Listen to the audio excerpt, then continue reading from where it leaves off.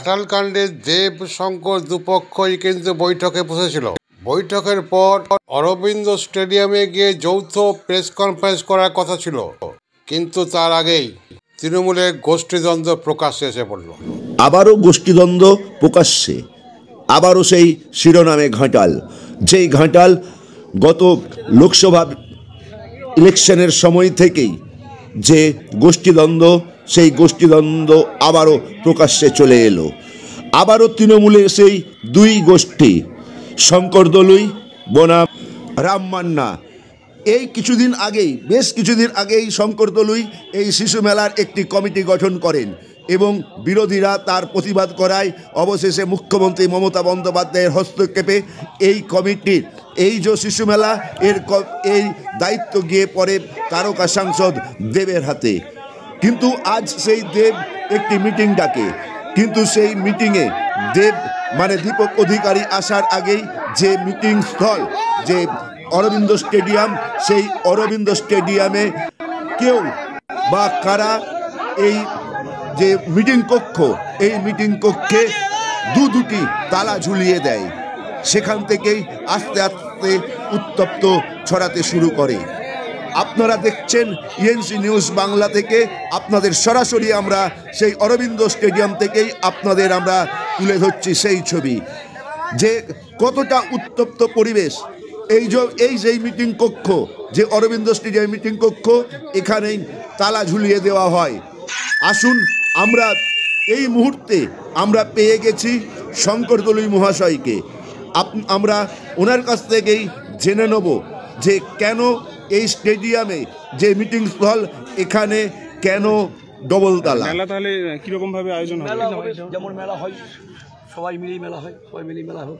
আচ্ছা, মানে একসাথে সবাই মিলেই মেলা হবে। নতুন পরিবর্তনের কোনো ব্যাপার নেই, বাদেরও কোনো ব্যাপার নেই। হয়তো দু একজন কোনো কমিটিতে সংযোজন হতে পারে, কিন্তু কোনো এর কাউকে বাদ দেওয়া হবে না। শঙ্করদা অরবিন্দ স্টেডিয়ামে ওই কমিটির সঙ্গে, ওই কমিটির আমি মনে হয় আমার বাইট দেওয়া ঠিক হবে না, যেহেতু আমাদের মাননীয় এমপি তিনি দেখেছেন, তিনি আসছেন, তিনি বাইটটা দেবেন।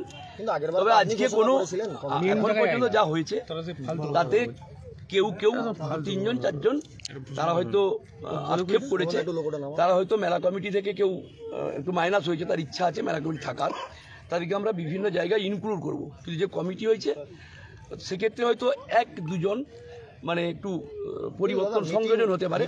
এর বাইরে একটা গেটে ডবল চাবি তো নেই,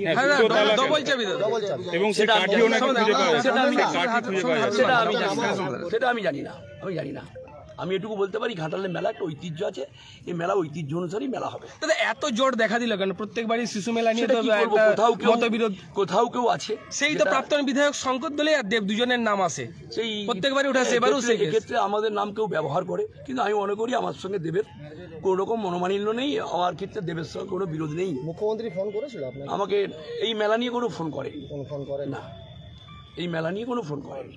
তাহলে আজকে বৈঠকে কি আপনিও থাকছেন? আজকে বৈঠকে যা কথা হয়েছে এখন পর্যন্ত এখানে কোনো ডিসকাস হবে না, জাস্ট দেব আসছে, একটা বার্তা দিয়ে যাবে। ইতিমধ্যে হয়ে গেছে বৈঠক, ইতিমধ্যে হয়েছে। সেটা কারা কারা ছিল আজকের ওই বৈঠকে? আমি ছিলাম, দেব ছিল, তারপরে দেবের সায়ন্তন ছিল, দিলীপ মাঝি ছিল, বিকাশ কর ছিল, আর আমাদের হাবিবুর রহমান ছিল। এটা কি রাজ্য থেকে কোনো নির্দেশ ছিল যে আপনাদের আগে মিটিং করার জন্য? এটা হচ্ছে জেলা সভাপতি আশিস বাবু একটা উদ্যোগ নিয়েছিলেন। তিনি মনে করেছেন যে এই মেলা তো ঘাটাল একটা ঐতিহ্যবাহী মেলা, এই মেলায় কোথাও একটা হতেই পারে সংসার থাকলে তার ঠুকাঠুকি। তিনি বলেছিলেন, তিনি অ্যারেঞ্জমেন্ট করেছিলেন। আশা করি খুব ফলপ্রসূ হয়েছে এবং সেটা দেবের মুখ থেকেই আপনারা শুনতে পাবেন। এই দু একজন সংযোজন হতে পারে, এর বাইরে অন্য কিছু নেই, এবং ঐক্যবদ্ধভাবে মেলা হবে। সমস্ত কর্মী সমর্থকরা পথ চেয়ে বসে আছেন দেবের অপেক্ষায়। এই কথা শেষ না হতেই এই মাঠে যে অরবিন্দ স্টেডিয়াম, এই সব অরবিন্দ স্টেডিয়ামে উপস্থিত হয়েছেন যে সাংসদ দীপক অধিকারী। আপনারা দেখতেই পাচ্ছেন সেই ছবি। সিএম এর কথা শুনে আজকে সকাল থেকে ঘাটালেই ছিলাম। আমাদের একটা যেই দ্বন্দ্বগুলো নিয়ে মিটিং 10টা থেকে আমরা বসে 12টা অবধি আমাদের ডিস্ট্রিক্ট প্রেসিডেন্ট ছিলেন বা ঘাটালের অন্যান্য নেতারাও ছিলেন, আমরা সব সামনে মিটিং নিয়েছিলাম এবং 12টার সময় আমরা সবাই একসাথে বেরিয়ে আমাদের যা যা সবারই দাবি ছিল আমরা সব মেনে নিয়ে একটা সুস্থ একটা পরিবেশ, কারণ এটা কোনো পলিটিক্যাল মেলা, একটা মানুষের। আমাদের এই সিদ্ধান্ত হয়েছিল কি যেভাবে দাম বাড়ছে কীভাবে এই মেলার মধ্যে এমন কিছু করা যায় যাতে দাম মানে আমরা যদি এই রেন্ট বাড়াই এই স্টল থেকে, তাহলে প্রোডাক্টের দামও বাড়বে, সেটাকে কীভাবে নিয়ন্ত্রণে আনা যায় এইসব বিষয় নিয়ে আমাদের আলোচনা হয়েছে। যে দাম যাতে না বাড়ে, যেভাবে আর্থিক চাপ বাড়ছে সেগুলো আমাদেরকে মাথায় রাখা উচিত।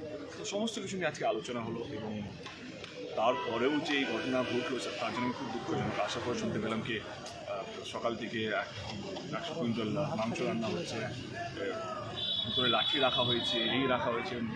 আমি এই রাজনীতির মধ্যে আমি আমার রাজনীতিতে দাঁড়ানোর একটাই কারণ ছিল, ঘাটালের মানুষের যে স্বাধীনতার পর থেকে যে দাবিটা ছিল ঘাটাল মাস্টার প্ল্যান, সেটার জন্যই আবার রাজনীতিতে আসা। এবং আমি চেষ্টা করছি যতদিন বাঁচবো, যতদিন রাজনীতির মধ্যে থাকবো, মানুষকে এক করে রাখবো।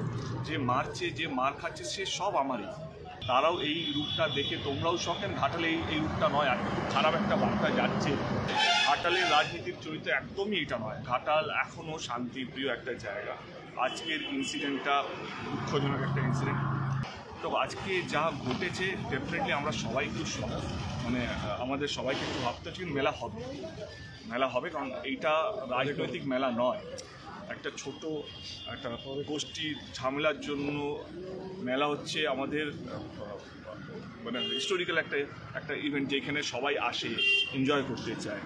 আমাদের একটা ছোট ইনসিডেন্ট যেটা আমি পুরো ঘাটালের উপরে চাপিয়ে দিতে চাই না, কি ঘাটালে এটা চলতো না। একটা মিটিংয়ে যখন ডাক করেছিল আমাকে ডাকা হয়নি বা আমাকে জানানো হয়নি। যখন এই দ্বন্দ্বগুলো চলছিল আমি শঙ্করদাকে যেদিন হওয়ার কথা ছিল তার রাত আগে ফোন করি, আমি বলি যে সবাইকে নিয়ে মিটিংটা হওয়ার আমাকে দরকার নেই। আমি সত্যি এটা বলেছিলাম আমাকে দরকার নেই, কিন্তু বাকি যারা মেলার মধ্যে আগে ছিল, কমিটির মধ্যে আগে ছিল, তাদেরকে নিয়ে মেলা নেব।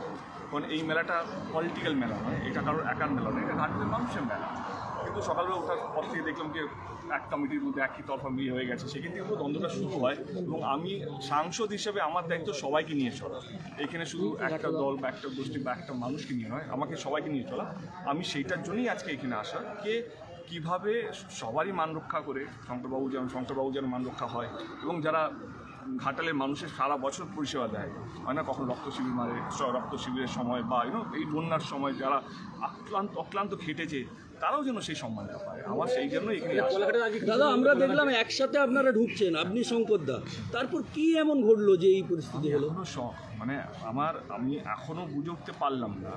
আমি যখন কোলাঘাট থেকে আমরা যখন বেরোলাম মিটিংটা শেষ করে, তখন পুরো ঠিক ছিল। এবং আমি শঙ্করবাবুকে বলি যে ওইখানে গিয়ে কোনো ঝামেলা যদি হয় এটা তোমার দায়িত্ব, তোমাকে এটা টেক কেয়ার করতে হবে। কোলাঘাটে সিদ্ধান্ত হয়েছিল কি দুজনই শঙ্করবাবু যে নিজের যেটা চাইছিল সেই পক্ষটাও মানা হলো, যে আরেকটা পক্ষ ছিল তারা যে বলছে দুজনে কোথাও এসে আমরা দুজনকেই তারা রাজি হয়েছিল কি না এইটা ঠিক আছে, এই জিনিসটা এইভাবে হলে ভালো হয়। দুজনেই খুব ভালোভাবে আমরা মিটিংটা শেষ করেছি এবং আমাদের ইনফ্যাক্ট জয়েন্টলি প্রেস কনফারেন্স করা হয়েছিল।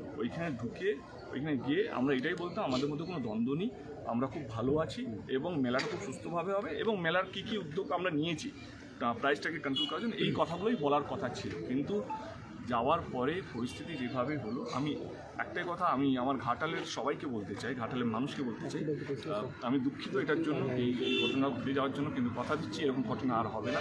রেপ সাংসদ থাকুক বা না থাকুক, আমি কথা দিচ্ছি এরকম ঘটনা আর হবে না। বিষয়টি রাজ্য নেতৃত্বকে জানিয়েছে। Thank you.